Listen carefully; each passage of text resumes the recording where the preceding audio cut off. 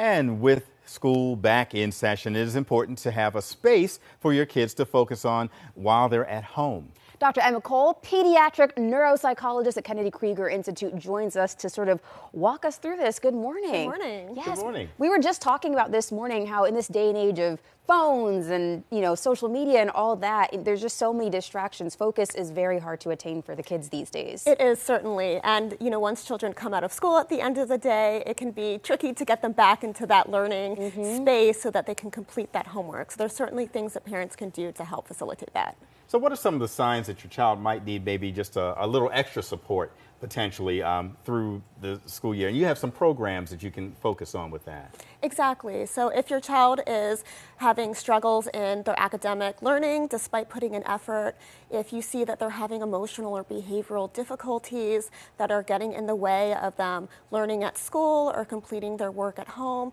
or if they're complaining about peer issues, those can all be signs that they may need some extra support at school. Got you. And what are ways maybe parents can create a space for focusing at home? How do you recommend they go about doing that? So as we just heard, having an after-school routine that incorporates homework is really important, and having a distraction-free environment where children can do their homework that has the materials they need is critical. So that doesn't have to be a separate office. It can be the kitchen table, it can be their bedroom, but making sure that that has the materials they need and that the screens are off, there's no TV going, there's no radio going, so that they can really focus is very important. And then helping our students and our children learn how to use the materials that teachers are providing them, like schedules, calendars, checklists, so that they can break those homework tasks down and track their completion. And then we can show them how they're achieving those small goals and reward them for that effort when they complete the activities that are hard for them. There obviously is a reason that we keep hearing these same themes, repeated, reiteration. They're working for a reason. Yes. So tell us, there's some notes we have about a 504 plan, for example, or an IEP plan. What are those?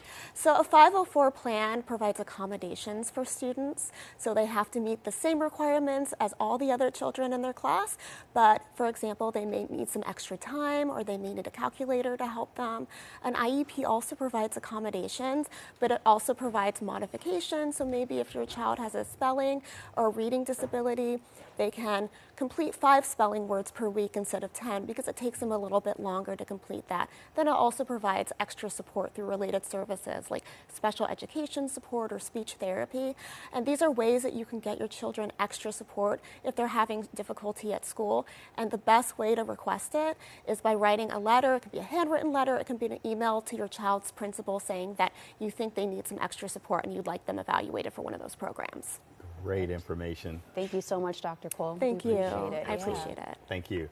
And remember, WJZ is your place for everything you need to know. Your students and your parents, of course, need to know. You can just use your phone camera to scan that QR code there to the left of your screen. It'll take you to our link on WJZ.com for everything you need to know for Ready, Set, School.